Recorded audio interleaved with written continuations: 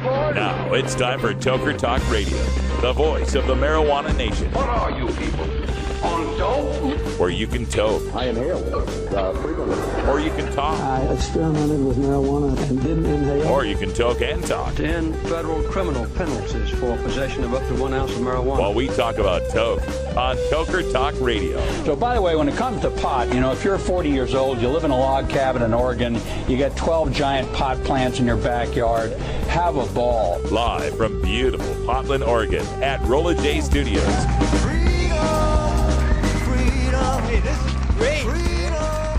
Just like cannabis. Plus your calls live at 971-533-7111. They're walking on their pants with their cap on backwards, listening to Enema Man and Snoopy Poop Dog.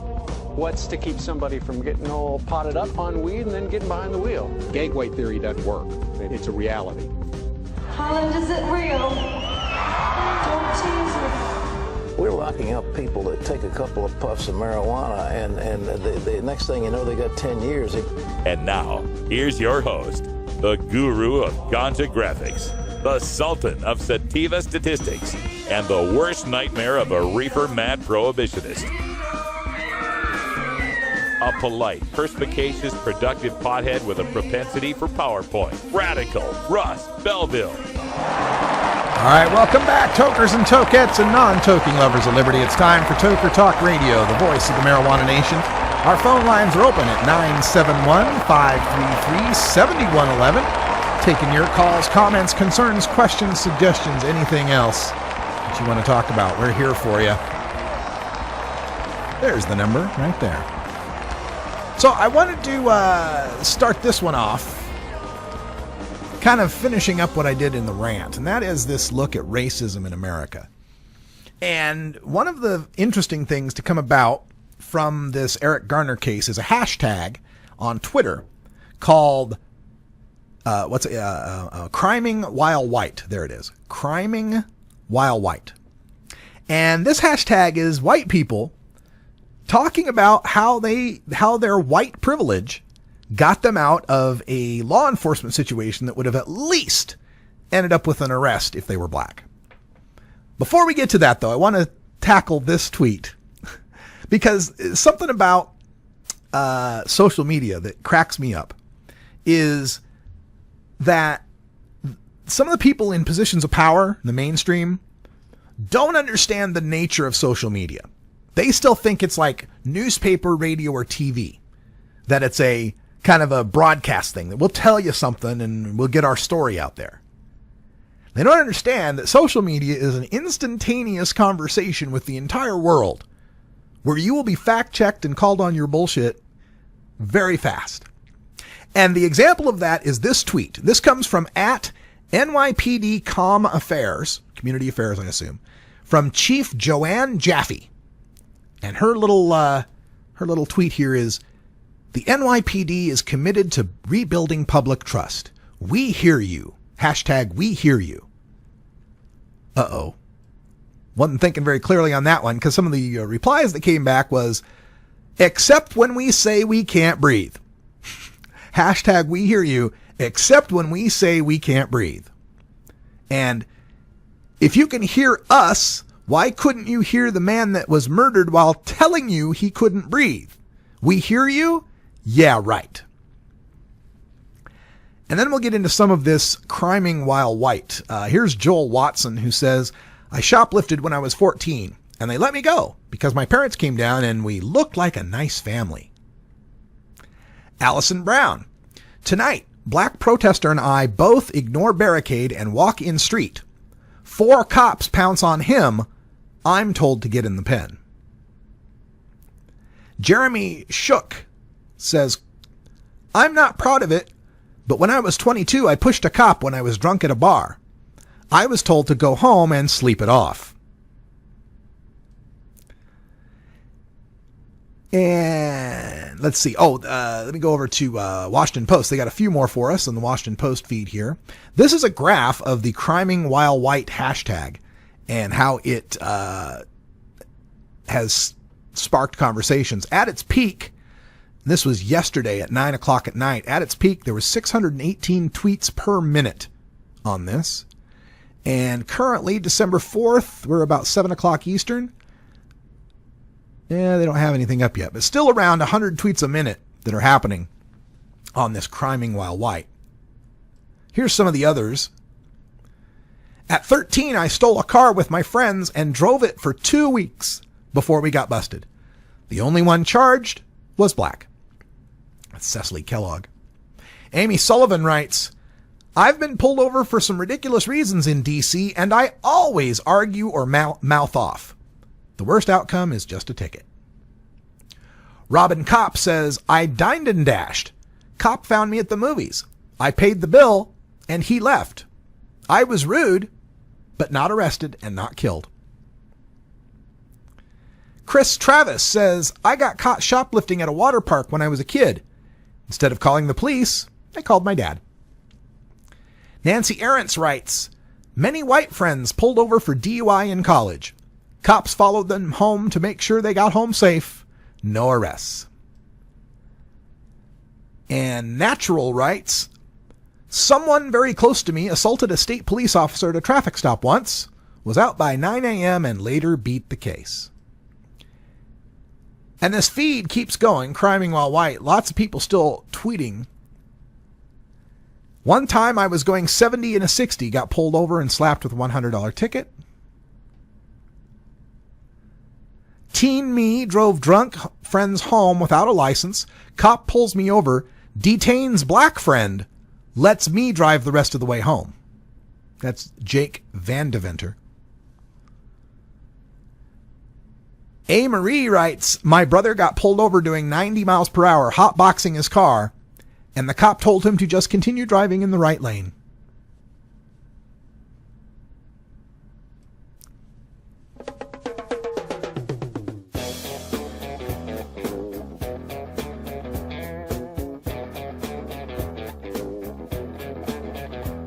Elitist.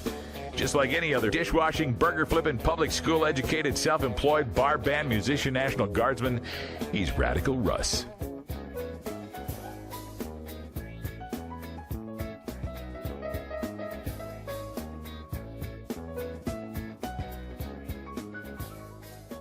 .420 Radio, your ticket to Seattle Hemp Fest. Hey, this is Willie Nelson for Normal. I smoke pot and I like it a lot. I learned a long time ago that marijuana is a lot safer than alcohol. There's nothing wrong with the responsible use of marijuana by adults. It's time we stopped arresting and started respecting those who smoke marijuana responsibly. To learn what you can do to help, contact Normal at norml.org or call toll-free 888-67-NORMAL. Toker Talk Radio, weekdays at 4 and 7 Pacific on 420radio.org.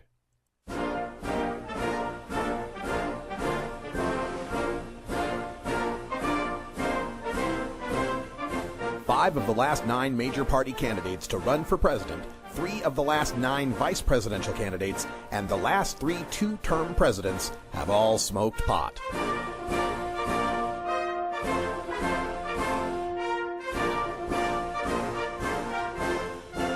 Marijuana, the gateway drug to the White House.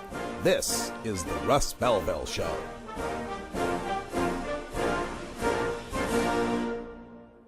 Hey man, I just gotta say, the weed is by my side, it's always been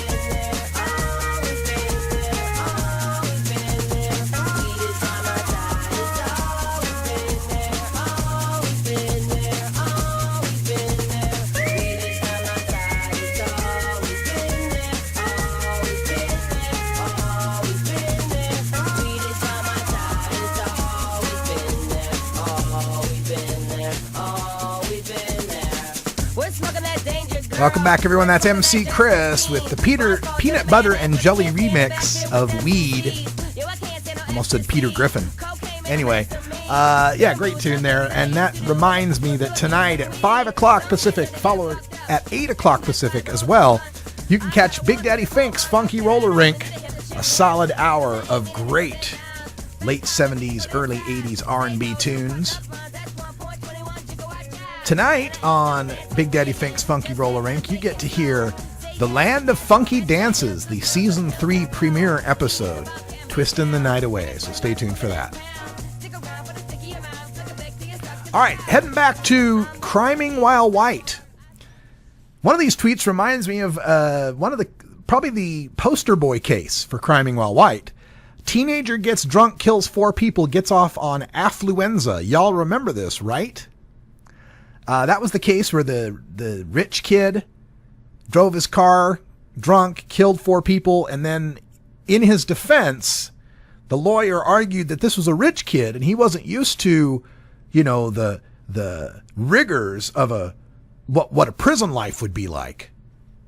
And so he's just too rich to have to put into jail. And he got off with that. The ultimate white privilege. Looking through some of the rest of these. What bothers me most about the Criming While White hashtag is that if an African American tweeted those things, the cops would show up at the door. Got arrested driving with no license, never even saw a cell. Cops made me coffee and a sandwich. I paid $50 and left. A cop once detained me for illegally soliciting. Later, he laughed and told me if I was black, I'd be tased on sight. And Patrick Parker, an African-American man, makes a good point. I hope those admitting to crimes on Criming While White, I hope you all get charged. Yeah. Joe McReynolds says, kids in my high school class made student film that had shootout with fake guns. Cops were called. They came, laughed, and shot nobody.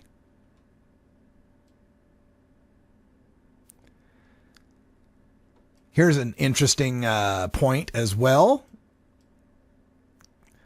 Gee, I wonder what would happen to a group of black guys if they did this. And then the picture shows some of these open carry guys, white open carry guys, in one of the red states there where that happens. Now, some people are not responding well to Criming While White. Some of them say, this is a race issue. We should be listening to black people. And I agree with that to the point of we need to hear these concerns. But I think this is a valuable hashtag, and I think people ought not dismiss it out of hand. One of the things that is going to have to happen in this evolution of our country, in discussion of race, is that we're going to have to avoid that tendency to shut people up because they're ignorant. Right? A lot of white folks are just ignorant. Okay? They're not consciously racist. They don't hate black people. But they're just racially ignorant.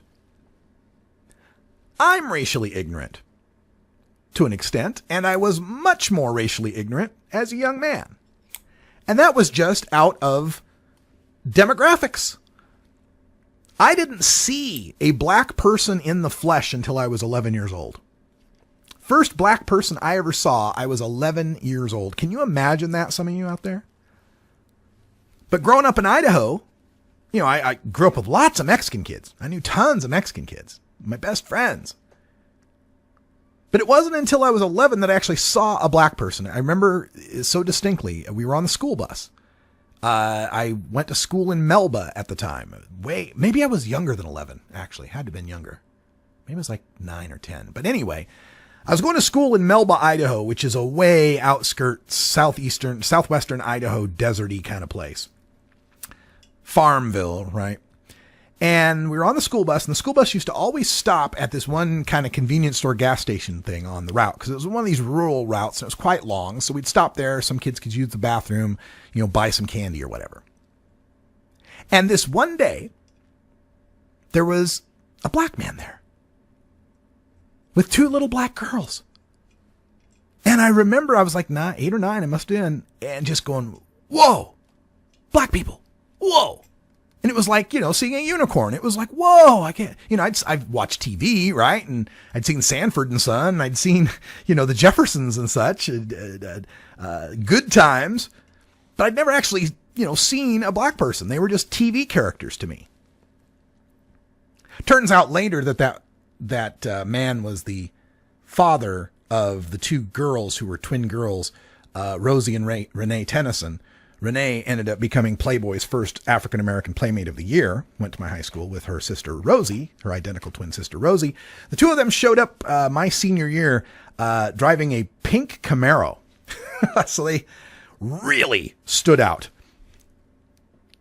But my point was that I was ignorant.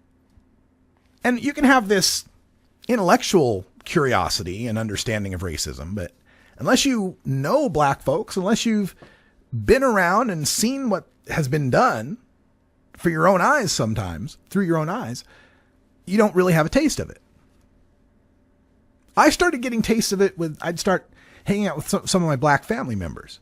Just doing the typical things, go to the mall or go shopping or whatever. And having to really hey man, why is that store clerk following us everywhere? And to have your friends say, 'cause I'm black. What? That was just so weird to me. We're being stalked by this, it was a loss prevention person, one of those people who prevent shoplifting. Stalked because me and my black family were walking through a store, and, black people can't walk through stores without being surveilled. Little things like that. And I just started to, really, attune into this.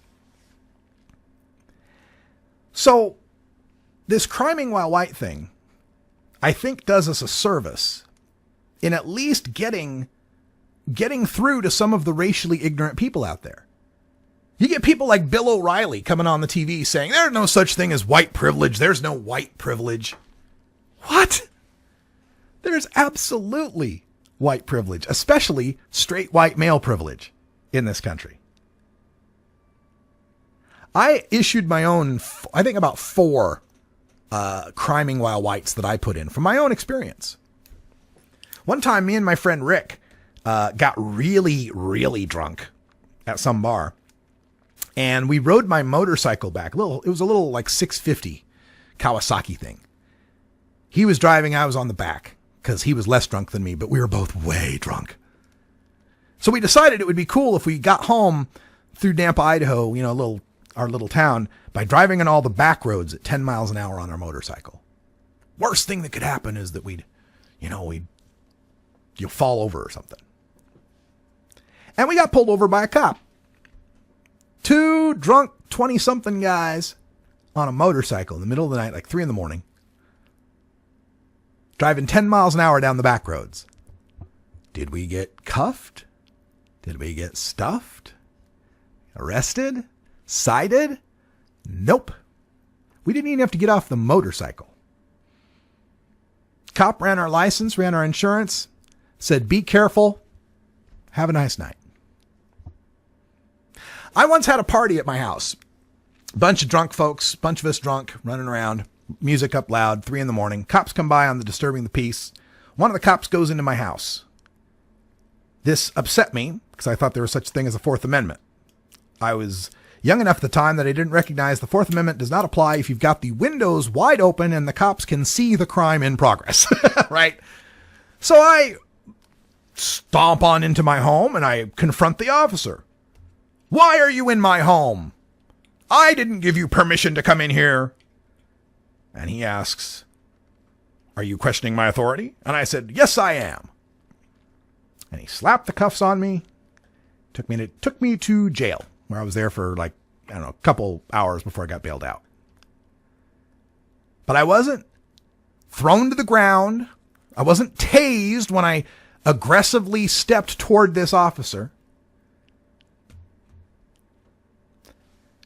But everything was fine. I'm just a white kid. Nothing bad could be going on here.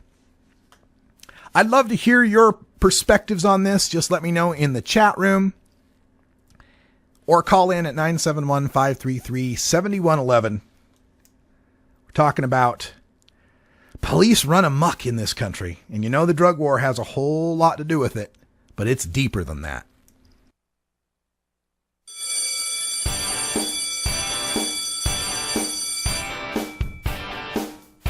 I didn't know I had any of these breaks with the school bell still in it. I guess I do. It's 4:20 here in the Pacific time zone. And I tell you, we all need to relax a little bit. So let's take a break. When we come back, we'll have Chuck Diesel here with some daily Toker tunes for our Groovin' Thursday.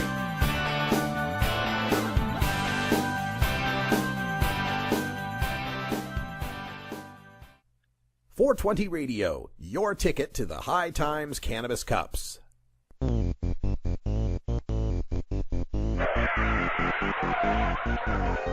What's to keep somebody from getting all potted up on weed and then getting behind the wheel?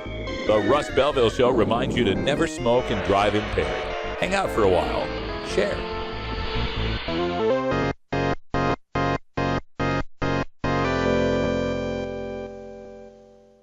NORMAL stands for Responsible Adult Cannabis Use. If cannabis use is causing problems in your life, consider taking a break or seeking medical assistance.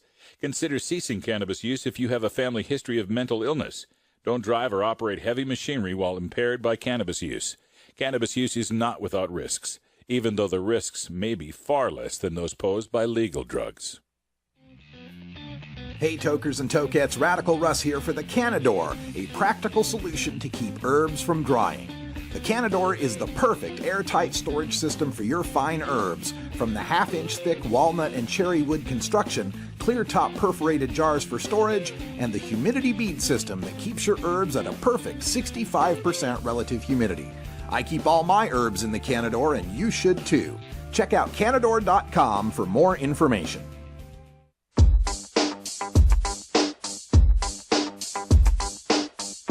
Everyone knows music and marijuana go together, so let's wind up our 20 after break with the Russ Belville Show's Daily Toker Tunes, the best in pod-safe 420 music from around the web. Today is Groovin' Thursday, featuring rap, hip-hop, soul, and funk music. Now, sit back and enjoy your Daily Toker Tunes. Welcome back, everyone. 22 and a half after the hour, and we're ready to get our groove on. We got Chuck Diesel on the line. How you doing, Chuck?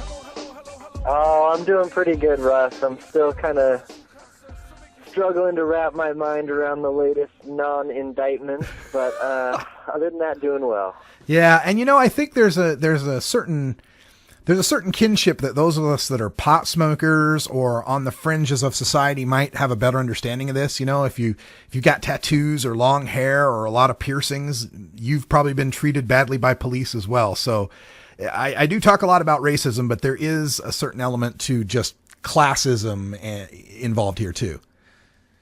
Yeah, I mean, without delving too deep into it, I just feel like even an objective onlooker can see the pattern here, and especially if you're willing to do any Googling on the matter or read a well-written article. I mean, on the Mike Brown case, I was really impressed with Rolling Stone and some of the journalism that was being done over there, and I know a lot of kind of everyday mainstream people, unlike us, who kind of have Google alerts set up just for stuff like this. Yeah. Hey, I'm not sure which tune we've got for today. There's about 5 of them listed in the hopper here. I was struggling to make a decision this morning, but I think I'm going to go with The Poverty of Philosophy. It's a longer one, so feel free to fade out as needed, but it's by Immortal Technique, I was just feeling extra political this morning. So. Yeah, well, that's fine with me. I'm all about the political stuff. And Immortal Technique, wasn't he involved with one of the other groups that you'd been playing before? He has been. I don't know if I've played him on the show here, but yeah, he's I will honestly say, I grew up in eastern Washington, which is not far off of Idaho, and so he was one of the first people to kind of break me out of my shell and get me to question things. So he's near and dear to my heart. And he's also, honestly, for the non-hip-hop fan, he's one of the most easily understood hip-hop artists. He enunciates very clearly and makes his points very emphatically. So I've always loved him. All right, well, let's get into it. We're in quite a political mood, so let's do it. It's Immortal Technique with The Poverty of Philosophy. Thanks, Chuck Diesel. We'll talk to you next week. Thanks, Russ. Bye. Most of my Latino and black people who are struggling to get food, clothes, and shelter in the hood are so concerned with that that philosophizing about freedom and socialist democracy is usually, unfortunately, beyond their rationale. They don't realize that America can't exist without separating them from their identity. Because if we had some sense of who we really are, there's no way in hell we'd allow this country to push its genocidal consensus on our homelands. This ignorance exists, but it can be destroyed. Niggas talk about change and working within the system to achieve that. The problem with always being a conformist is that when you try to change the system from within, it's not you who changes the system, it's the system that will eventually change you. There is usually nothing wrong with compromising a situation, but compromising yourself in a situation is another story completely. And I have seen this happen long enough in the few years that I've been alive to know that it's a serious problem. Latino America is a huge colony of countries whose presidents are cowards in the face of economic imperialism. You see, third world countries are rich places, abundant in resources, and many of these countries have the capacity to feed their starving people and the children we always see digging for food and trash on commercials. But plutocracies, in other words, a government run by the rich, such as this one, and traditionally oppressive European states, force the third world into buying overpriced, unnecessary goods while exporting huge portions of their natural resources. I'm quite sure that people will look upon my attitude and sentiments and look for hypocrisy and hatred in my words. But my revolution is born out of love for my people, not hatred for others. You see, most of Latinos are here because of the great inflation that was caused by American companies in Latin America. Aside from that, many are seeking a life away from the puppet democracies that were funded by the United States. Places like El Salvador, Guatemala, Peru, Colombia, Nicaragua, Ecuador, and la República Dominicana. And not just Spanish-speaking countries either, but Haiti and Jamaica as well. As different as we have been taught to look at each other by colonial society, we are in the same struggle. And until we realize that, we'll be fighting for scraps from the table of a system that has kept us subservient instead of being self-determined. And that's why we have no control over when the embargo will stop in Cuba or when the bombs will stop dropping in Vieques. But you see, here in America, the attitude that is fed to us is that outside of America, there live lesser people. Fuck them, let them fend for themselves. No, fuck you. They are you. No matter how much you want to dye your hair blonde and put fake eyes in, or follow an anorexic standard of beauty, or no matter how many diamonds you buy from people who exploit your own brutally to get them, no matter what kind of car you drive, or what kind of fancy clothes you put on, you will never be them. They're always gonna look at you as nothing but a little monkey. I'd rather be proud of what I am rather than desperately try to be something I'm really not, just to fit in. And whether we want to accept it or not, that's what this culture or lack of culture is feeding us. I want a better life for my family and for my children, but it doesn't have to be at the expense of millions of lives in my homeland. We're given the idea that if we didn't have these people to exploit, that America wouldn't be rich enough to let us have these little petty material things in our lives and basic standards of living. No, that's wrong. It's the business giants and the government officials who make all the real money. We have whatever they kick down to us. My enemy is not the average white man. It's not the kid down the block or the kids I see on the street. My enemy is the white man I don't see. The people in the White House, the corporate monopoly owners, fake liberal politicians, those are my enemies. The generals of the armies that are mostly conservative, those are the real motherfuckers that I need to bring it to. Not the poor, broke, country-ass soldier that's too stupid to know shit about the way things are set up. In fact, I have more in common with most working and middle-class white people than I do with most rich black and Latino people. As much as racism bleeds America, we need to understand that classism is the real issue. Many of us are in the same boat, and it's sinking, while these bougie motherfuckers ride on the luxury liner. And as long as we keep fighting over kicking people out of the little boat we're all in, we're gonna miss an opportunity to gain a better standard of living as a whole. In other words, I don't want to escape the plantation. I want to come back, free all my people, hang the motherfucker that kept me there, and burn the house to the goddamn ground. I want to take over the encomienda and give it back to the people who work the land. You cannot change the past, but you can make the future. And anyone who tells you different is a fucking lethargic devil. I don't look at a few token Latinos and black people in the public eye as some type of achievement for my people as a whole. Most of those successful individuals are just sellouts and house Negroes. But I don't consider brothers a sellout if they move out of the ghetto. Poverty has nothing to do with our people. It's not in our culture to be poor. That's only been the last 500 years of our history. Look at the last 2,000 years of our existence and what we brought to the world in terms of science, mathematics, agriculture, and forms of government. You know, the idea of a confederation of provinces where one federal government controls the states? The Europeans who came to this country stole that idea from the Iroquois League. The idea of impeaching a ruler comes from an Aztec tradition. That's why Montezuma was stoned to death by his own people, because he represented the agenda of white Spaniards once he was captured, not the Aztec people who would become Mexicans. So in conclusion, I'm not gonna vote for anybody just because they black or Latino. They have to truly represent the community and represent what's good for all of us proletariat. Porque si no, entonces te mando pa'l carajo, cabrón, gusano, hijo de puta. Seramos libres pronto. ¡Viva la revolución! ¡Viva la revolución! 420 Radio, turning red states and blue states green. The law offices of Omar Figueroa would like to remind you to stand up for your rights. If you are detained or arrested, treat law enforcement with respect and stand up for your rights by repeating, I respectfully invoke all of my legal and constitutional rights. I do not consent to any search and seizure. I want to remain silent, and I want to speak with my attorney. Please contact the law offices of Omar Figueroa at 415-489-0420 or 707-829-0215 or on the web at omarfigueroa.com. Toker Talk Radio, the voice of the marijuana nation, America's #1 daily call-in show for the cannabis community. Every weekday at 4 and 7 Pacific on 420radio.org. Are you a hypocrite? If you live a closeted cannabis lifestyle, you are. Read about 7 people living a closeted cannabis lifestyle who are on the verge of coming out in The Hypocrites by Mara K. Eaton. Available at areyouahypocrite.net. You can purchase the book on Amazon and Barnes & Noble, also available on iTunes. Check out Mara K. Eaton on Facebook as well. Learn more at areyouahypocrite.net.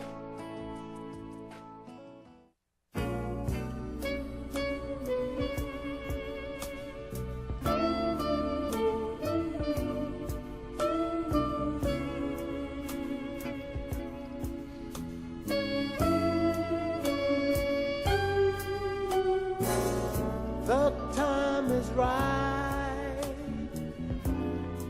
You hold me tight, and love's got me high. Welcome back, everyone. That's Major Harris with Love Won't Let Me Wait. Perfect little song to segue into this next segment. 'Cause I'm feeling a little unloved. The love has faded.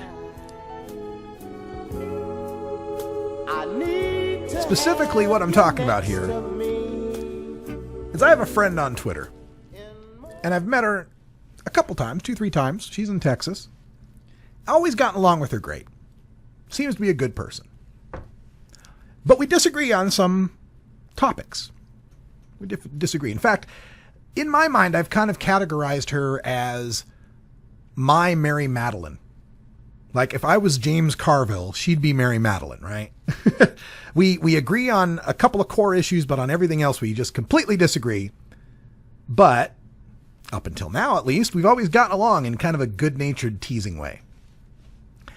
But today we got on a discussion on Twitter where she just came absolutely unhinged at me. Calling me an asshole, saying, fuck you,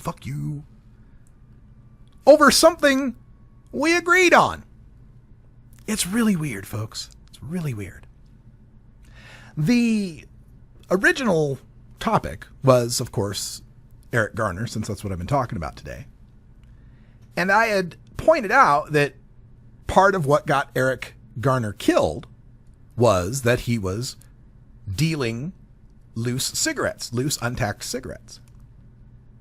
And I pointed out that these overwhelming taxes in New York that lead to such high cigarette prices are partially to blame. Because if the smokes are reasonably priced, you couldn't make money selling individual cigs. The prohibition created the opportunity. So I tweeted that out, And what I got in response was something about how awful I was, or can you believe that this is coming from the guy who supports the nanny state? Something to that effect. You can read my Twitter timeline if you want to get the exact details. I'm just going to tell you how I feel about it. And it kind of shocked me because I'm like, wait a minute. I'm agreeing with you. We've had many Twitter conversations before, and most of her Twitter stuff comes across to me, in my interpretation, as libertarian. Maybe she's not a card-carrying libertarian, but her points of view tend to be libertarian. And I tend to be libertarian to a point. I'm libertarian up until the point $signs get involved. Right? What you want to do, what I want to do, like if I want to smoke pot, that's cool. If I want to marry a gay guy, that's cool. If I want to sell my body for prostitution, that's cool. If I want to gamble, that's cool. Whatever you and I want to do as adults, I'm cool with. Until there starts to become disproportionate levels of power involved.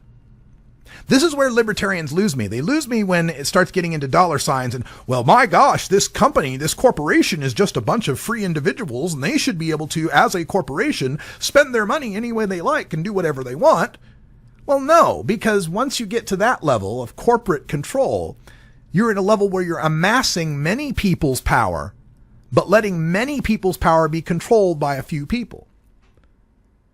And this sets up a situation where libertarians will say things like, we shouldn't have a minimum wage because, my goodness, everybody should be free to pay what they want to pay to labor.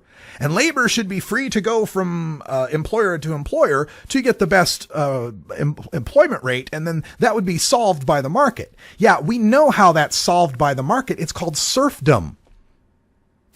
We've experienced that through history. If there are no rules as to how little you pay your employees, what ends up happening is they become serfs or sharecroppers or slaves. That's just historical record. So that's why I support things like minimum wage, man. We got to have at least something that keeps them from paying us in scripts at the company store. But she's generally against that. She's generally tends to be on the libertarian side of things. So I come at her with, wait a minute, why are you attacking me? I was agreeing with the libertarian principle that sin taxes, overtaxing a product for the point of incentivizing its users away from its use, is an improper use of government power. You would think a libertarian would agree with me on that. But no. No, what transpired from that point was a series of attacks against me for supposedly blocking for Dems. And by blocking, she means like a fullback, like the Democrats are the halfback, and I'm the fullback clearing the way for the Democrats. Another way to put it would be to say I'm carrying their water. That would be the cliche a lot of people would use. Now, I will not deny that I was on liberal talk radio. I won a progressive talk radio contest, and most of the votes that I have cast in my lifetime have been for Democrats. I've even registered as a Democrat so that I could vote in Democratic primaries. That does not mean I am personally a Democrat, or that I support everything Democrats do, or that I block or carry water for Democrats to the exclusion of Republicans, whether or not I agree with what that point is or not. There are many places where me and a lot of mainstream Democrats diverge. For instance, I was on XM satellite for the tail end of the Bush administration and the inauguration of Obama. And I was there for his first couple of weeks in office. And already from the first few weeks after Obama was elected, I was getting heat from my producers at the Liberal Talk station and the Liberal Talk channel because I was attacking Obama too much. Because I was looking at, oh my God, he's not going to prosecute anybody that was involved in torture. Oh my God, he's going to continue warrantless wiretapping of our citizens. And I cried out against that stuff on Liberal Talk Radio when I was told not to. And it may have been part of the reason I got canceled. So don't go accusing me of carrying water for the Democratic Party. Here is what it is. Very simple. And I explained it to her like this. I tried to explain why I vote the way I vote or support what I support. And that is not because I'm particularly, oh, wait a minute. Got a call from, wait a minute. This is coming in from the chat room. Is TuneIn stream abandoned? No.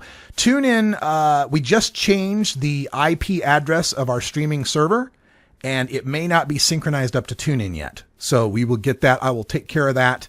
I'll take a look at that right after the show. But anyway, I was trying to explain that what may appear to you as carrying water for Democrats or blocking Democrats or supporting Democrats is really more accurately determined as a reflection of my absolute opposition to most Republicans. There's a difference. Now, some people would take this to the side of, well, you don't have, it's not just a two-party system. You could support the Libertarians. You could support the Green Party. Yeah, you could, and you could throw your vote away. And I know people hate it when I say that. Every vote matters and you should vote your conscience. And yeah, go ahead. You have the right to do that. Just like you have the right in tic-tac-toe to draw a diamond outside of the grid. You won't win your tic-tac-toe game that way because that's not the way the game's played. The game is politics, and the way it is played right now in this country and for the foreseeable future is Democrat versus Republican. Now, I know people wish there were third parties. They wish the Libertarians would be more third party. The Green would be more third party. But folks, it's not their fault, and it's not the Republicans and Democrats' fault entirely, although they do collude to keep those third parties out of debates and so forth. But it's a fault of the math. It's the way the system is set up. Our winner-take-all voting system, our non-parliamentary system, guarantees that we will have two parties. It doesn't matter if they're Democrat, Republican, Federalist, non-Federalist, Whig, no nothing. It doesn't matter. We're going to have two parties just the way the math of winner-take-all works out. All right, let's go to our phone lines. Got a call from the 541 area code. You're on the air with Toker Talk Radio. Hey, Russ. It's Ken and Justice. How you doing? I'm doing great. Hey, yeah, no, you're right. There is definitely 100% the difference between the two parties. I'm not happy with the Democrats. Are you joking? I think they're still too corporate, and they're still too tied to big business and banks. But, I mean, what are you going to do? I mean, you see their... What really needs to happen, actually, and my point in calling it was that the Tea Party, if you notice the freaks they've been putting out, they changed their they changed it from within. They went, the precinct committee people is the way to do it. Is the precinct committee people, you can become one locally, and you basically get to decide who you even put on the ballot. So they don't have a choice between someone that's, you know, a corporate sellout or whatnot that's a Democrat. If you get in there and do it right, like they did with the Tea Party, then you can get someone who's going to fight for progress. Yeah, and that's something where you can point to the right and say, regardless what you think of the Tea Party's issues, they organized and got people on the ballot. Occupy Wall Street, regardless what you think of their issues, didn't. No, but they did start an important conversation. Before that, I mean, you never heard... I mean, the 1% of the 1%, you never even heard about that until Occupy started, you know? You're right. So, I mean, they have a point. They have a point, but they haven't been very, like, I don't know, like you said, proactive. But, I mean, they've started a conversation, but I agree with you. We're at a point where we're way beyond a conversation. We need something. Yeah, something serious has to happen.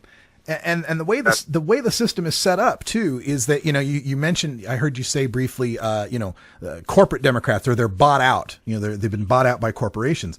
Again, that's just rules of the game. The way the rules have been set up, you have to have $1 billion to run for office. Yeah. So they have to sell out to somebody who's got money, and that's corporations, you know? So we got to change the rules of the game. I keep saying, quit hating the players. You got to hate the game here. And that's what's going to take to change this. Well, yeah, the game's corrupt for sure. I mean, Citizens United with it's just insanity. It's complete insanity. And there's been Bernie Sanders and people who actually who's an independent, by the way. Yep. So you know, there's that. And so But like they've been trying to, repeal and repeal and repeal this, but it's just getting no attention in Congress. It's like they don't care. I'm glad you mentioned Bernie Sanders too, because if I had to pick like one senator out there who would be the closest to matching me in almost every instance, it would be Bernie Sanders, and he's an independent. Well, because he's a democratic socialist, which is what I am. I'm exactly that.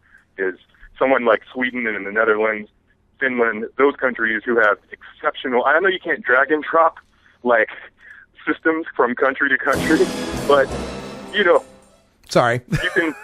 That's cool. You can definitely improve on what we have.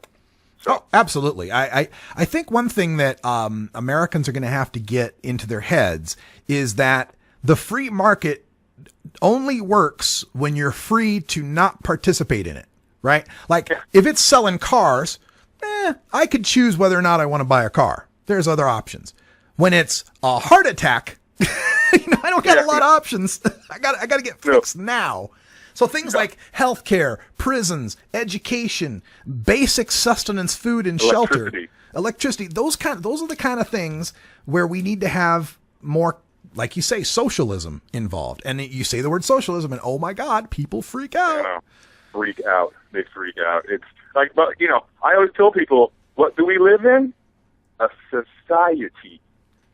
So socialism has to be there somehow. Yeah. You know what I mean? Yeah. Can't say it any slower. And I think, I used to always boil down when I was doing my political talk radio show. One of my favorite things to do, like a thought exercise, was boil down the country to 10 people in a life raft. If we were 10 people in a life raft, we would be socialist as hell. Yeah. Right? There wouldn't be one guy who, when I got onto the cruise ship, I was a millionaire and I've got 6 trunks full of food. And the rest of you 9 people that were sitting in the cabin class that didn't bring a bunch of food with you, well, you're just going to have to starve because on this lifeboat, I'm the rich man. No, it's like you got to split a piece of bread. Yeah, you're going to, hand over some bread or we're going to throw you overboard. It's what's going to happen. Actually, well, Bernie Sanders in Vermont, they're trying to get away from the ACA because they're going to start their own where everyone's going to have coverage in Vermont. Apparently, is what they're trying to do. I think that's coming in 2016, maybe. But so I think that is going to be the solution, healthcare wise, state by state, rather than one giant, huge thing. Like, we'll see. The rational policy, like a single payer. Yeah, I mean, that was confounding to me too. Is during that entire debate where there was huge national support for a single payer system, something like a Medicare for all or something, and Democrats couldn't come out and sell that. They couldn't sell it. It was just stunning to me. It's like the easiest sell in the world would be France has universal care. What? We're not as good as the French? Yeah, that would have left it for sure. Like, because the French are inspirational. Remember Freedom Fries? That's right. Yeah, that little statue they gave us in New York. Yeah, I remember. Yeah. Hey man, you have a good one. All right, man. Thanks for calling in. Appreciate the calls. We're gonna take a break. We'll be right back.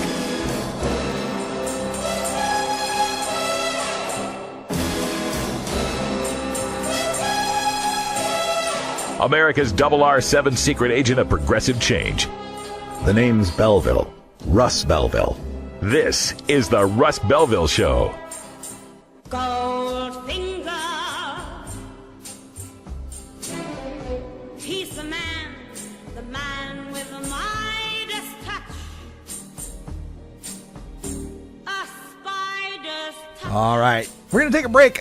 During this break, I wanted to show you a great little video that was distributed to me of a Brazilian artist who does marijuana smoke portraits. That's right. Blows smoke to make portraits. I thought the joint paper art was cool. Check this out.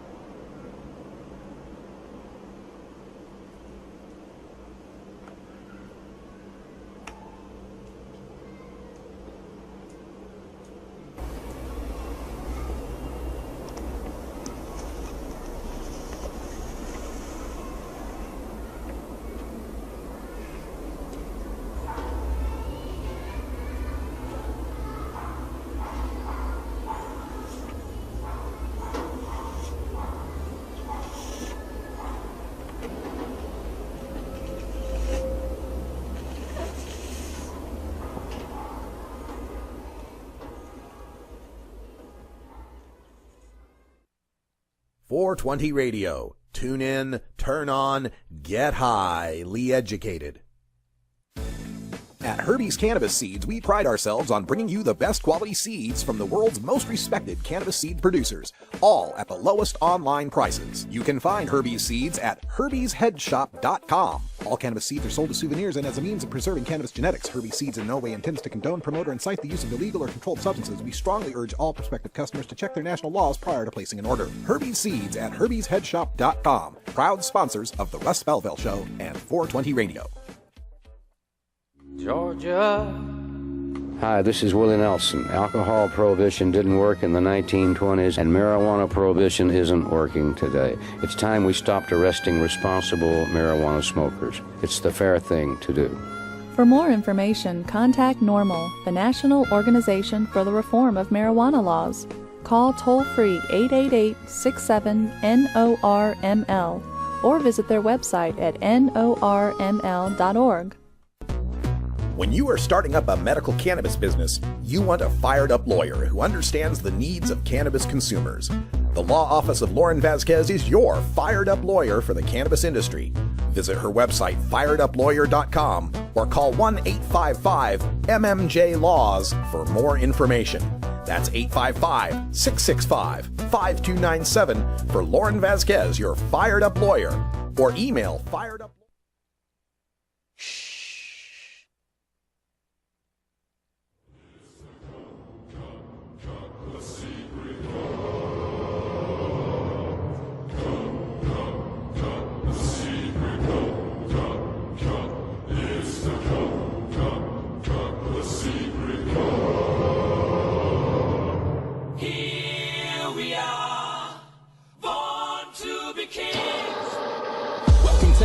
I'm so glad that you made it from LA to NY. We all getting faded all across the nation. Tell me who got the best, the top shelf extracts. I won't settle for the rest. No, it's gotta be that proper. Give me high as helicopters, chest thumping like a chopper, coughing like I need a doctor, talking slow like a mobster, leaning low in my chair, thinking what should I hit next? Could get high off the air. Dabbing with the judges, extract extraordinaire. Tangy to the T.I. Terps got them well aware. Highly educated, top-notch debonair. You damn right we faded, but I still hit, I ain't scared. Call me Mr. Dabalina, Mr. Glide Dabalina. The 91 ISO got the rig looking cleaner. Dab bar, do it big. Where's my number? Have you seen her? That's the game of the event, and most will never find her neither. No. Welcome to the cup. Welcome to the cup.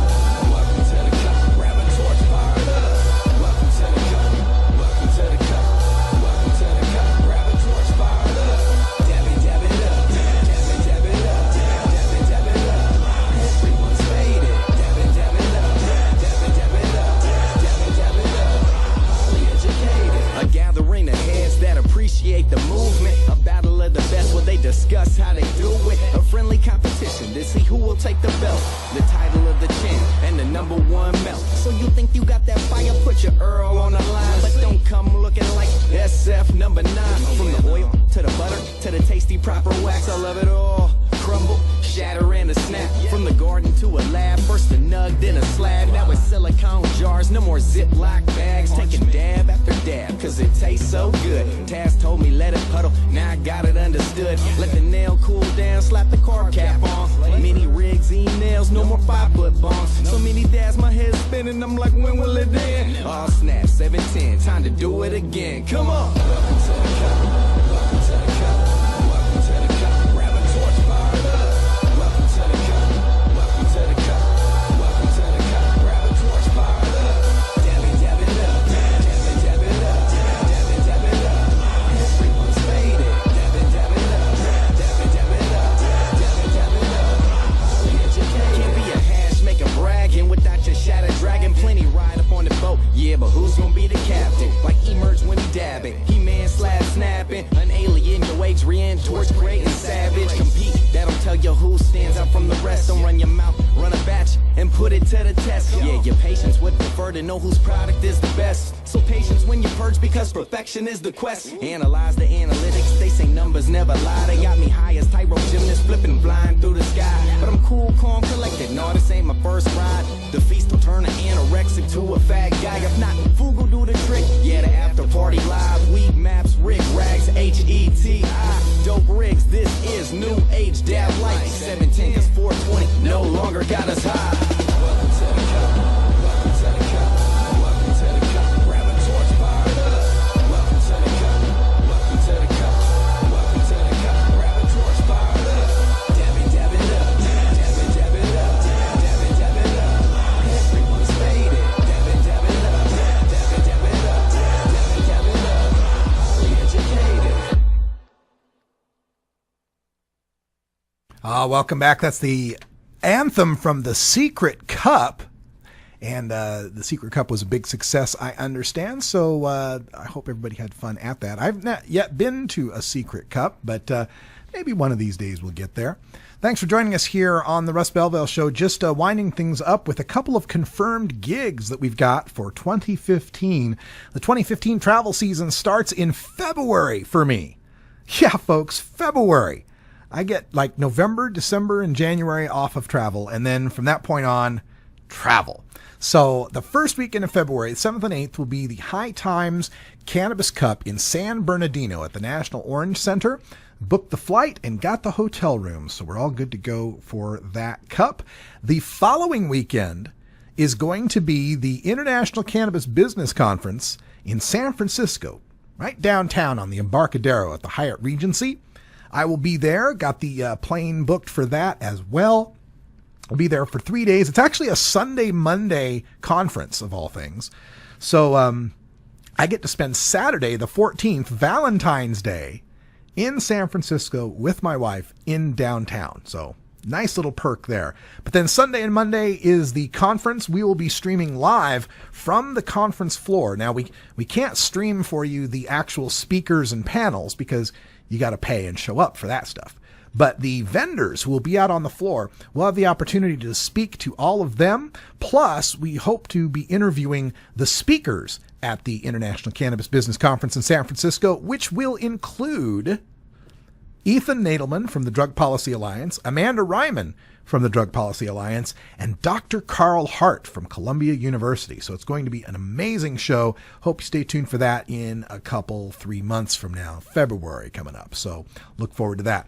Also, quick reminder that we've got a holiday schedule here at 420 Radio and the Russ Belville Show. So once we get toward the holidays this month, Christmas and the New Year's holidays, we'll be taking some time off. Starting on Wednesday, December 24th, that's Christmas Eve, we will be off the air and will not be back on until Monday, January 5th. We're taking 2 weeks off, almost 2 weeks off, for Christmas, New Year's, and of course, my anniversary. It'll be my 14th anniversary on January 1st. So be ready for that. We will have those times off. Also want to encourage you to share your love of the Russ Belville Show with your friends on social media. Make sure you send out a tweet or a post from time to time. Let them know that you're a fan of the Russ Belville Show on radicalruss.com and 420radio.org. 2015 is going to be a big building year for the network and for the show. Got a lot of big name sponsors waiting to jump on board and some other exciting developments for 2015 that we can't tell you about yet. But when they happen, you'll be the first to know. That's all the time we got for today. Thanks for joining us. For everyone here at the Russ Belville Show and 420 Radio, I'm Radical Russ. Until next time, take care of each other, tokers.